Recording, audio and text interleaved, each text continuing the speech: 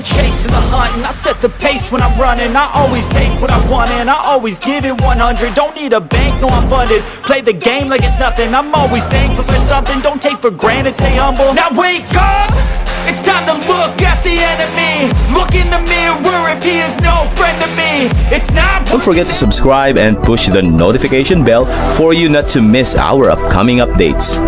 Now let's get started. Bab 1994. Dino Derma berusia 300 tahun bersama dengan sejumlah bahan berharga lainnya sebagai persiapan perjalanannya ke wilayah barat untuk membantu penyergapan Poison Wilder. Sementara itu, Devon pergi ke organisasi Drakmar setelah Joel ditangkap, dan Farid mengabaikannya dengan mengatakan bahwa Joel ditangkap untuk membantu penyelidikan.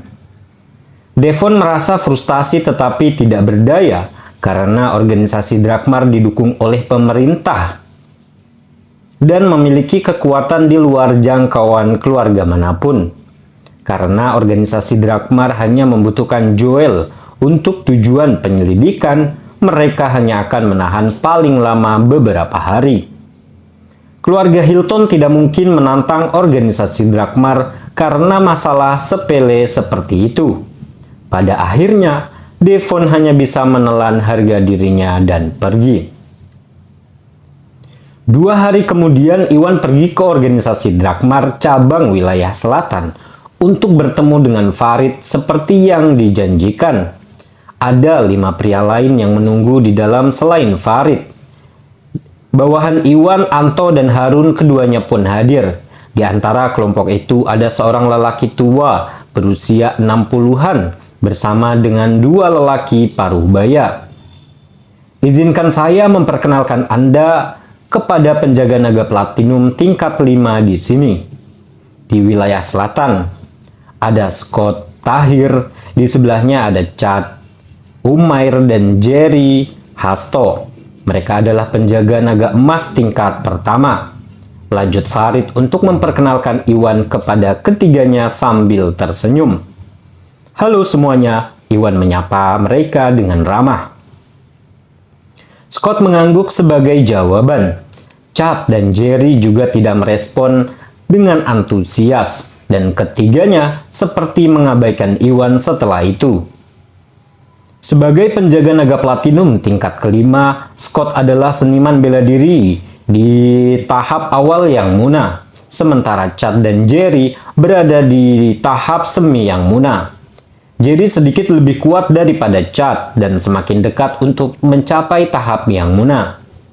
Iwan hanyalah seorang pemuda berusia sekitar 20-an tahun, jadi mereka secara alami berasumsi bahwa dia lemah dan kemungkinan besar adalah penjaga naga emas tingkat terendah.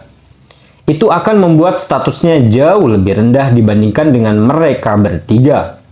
Wajar jika mereka tidak menunjukkan rasa hormat sama sekali kepada Iwan. Scott, ini Iwan Gusnadi. Dia adalah penjaga naga platinum tingkat 5 sama seperti kamu. Farid tahu bahwa ketiganya memandang rendah Iwan dan memutuskan untuk memperkenalkan Iwan dengan benar. Apa? Dia penjaga naga platinum? Ketiganya tercengang dan ternganga tidak percaya. Tak satupun dari mereka mengira pria seusia Iwan akan menjadi penjaga naga platinum. Semua pengawal naga platinum diharuskan telah mencapai tingkat yang muna dan telah mengumpulkan poin kontribusi yang cukup sebelum promosi mereka. Sulit dipercaya bahwa Iwan telah berhasil mencapai tahap yang muna di usia yang begitu muda. Bab 1995. Tuan Cahyadi, mungkinkah Anda melakukan kesalahan? Scott tersentak dan bertanya. Baik Chad dan Jerry merasa sulit untuk percaya bahwa Iwan adalah penjaga naga platinum. Itu bukan suatu kesalahan. Iwan mungkin belum berada dalam tahap yang muna, tapi dia mampu membunuh salah satu dari 8 penjahat Asmodeus sendirian. Saya berasumsi dia tidak jauh lagi di tahap yang muna, kata Farid dengan datar. Jadi, dialah yang membunuh Asmodeus? Scott dan 2 orang lainnya benar-benar ternganga. Meskipun Asmodeus hanyalah seorang praktisi bela diri di tahap semi yang muna, dia adalah seorang pria licik yang memiliki senjata yang muna, yaitu Manset Doom. Bahkan praktisi bela diri tingkat awal yang muna mungkin berjuang untuk mengalahkan Asmodeus sendirian. Jika Iwan telah berhasil membunuh Asmodeus, itu berarti Iwan juga sama tangguhnya. Namun mereka segera menyadari bahwa tampaknya tidak mungkin bagi Iwan untuk mengalahkan Asmodeus sendirian jika dia belum berada di tahap yang muna, kecuali dia mendapatkan bantuan dari seseorang yang jauh lebih kuat. Mungkinkah anak ini masuk melalui koneksi? Ketiganya pun tersadar. Menurut sistem promosi di organisasi Drakmar, penjaga naga platinum dipilih dari praktisi bela diri yang telah mencapai tahap yang muna. Jika Iwan diberi gelar tersebut tanpa mencapai tahap yang muna, itu berarti dia dipromosikan ke posisi tersebut karena hubungannya dengan seseorang yang penting di organisasi Drakmar. Mereka mungkin menyimpulkan bahwa orang yang mendukung Iwan mungkin telah membunuh Asmodeus dan menghadiahkan Iwan poin kontribusinya sehingga Iwan dapat dipromosikan menjadi penjaga naga platinum tingkat kelima. Oh, jadi begitu.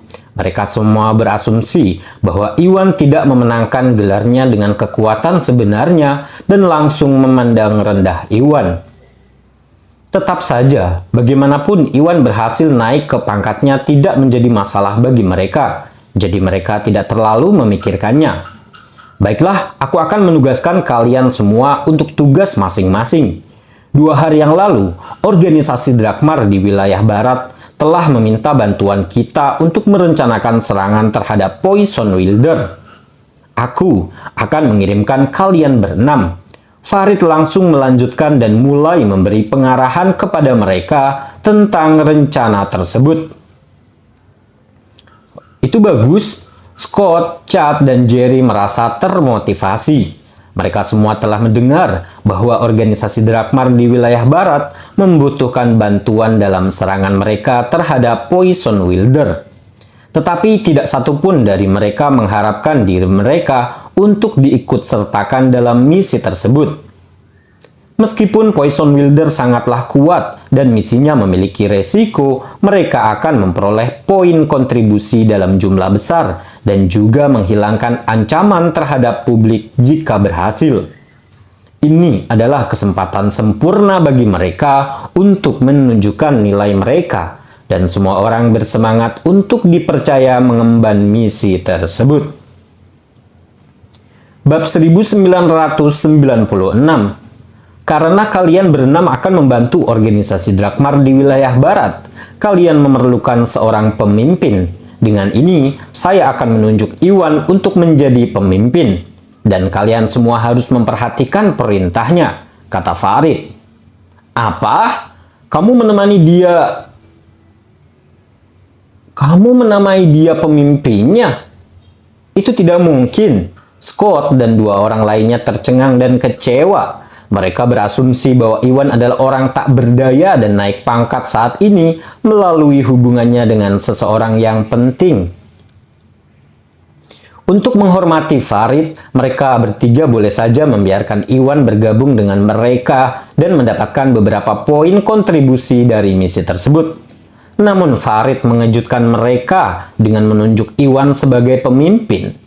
Itu berarti Iwan akan memperoleh poin kontribusi terbanyak setelah misinya selesai.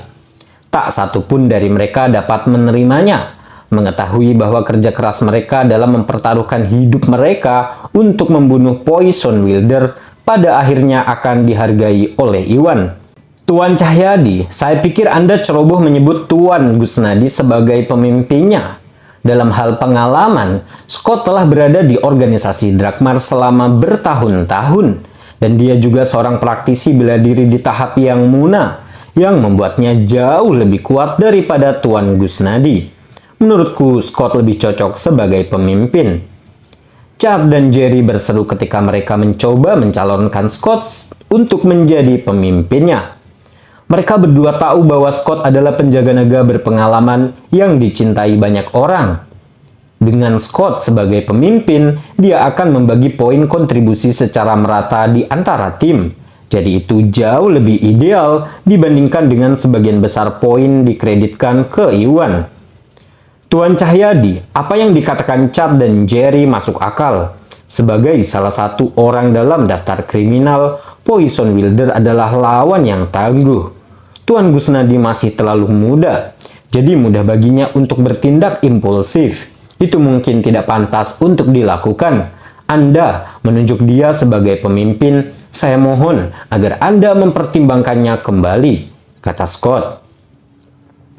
Sebagai penjaga naga platinum, Scott tidak terlalu peduli dengan kredit dan poin kontribusi. Namun, Poison Wilder adalah seorang praktisi bela diri yang tangguh dan spesialis racun. Jika mereka ingin mengalahkannya, mereka harus melakukan yang terbaik dan tidak boleh melakukan kesalahan apapun. Farid mungkin membahayakan nyawa mereka dengan menunjuk seorang pemuda sebagai pemimpin mereka. Jika Iwan bertindak sembarangan, mereka tidak hanya akan gagal menyelesaikan misinya, tetapi mereka semua mungkin akan mati di tangan Poison Wilder. Itu adalah hal terakhir yang mereka inginkan. Cukup, aku sudah memikirkannya matang-matang. Iwan adalah kandidat yang paling cocok untuk posisi ini, Farid berkata dengan tegas. Tapi Scott, Chad, dan Jerry enggan menyerah dan ingin berdebat, tetapi dipotong oleh Farid sebelum mereka sempat melakukannya.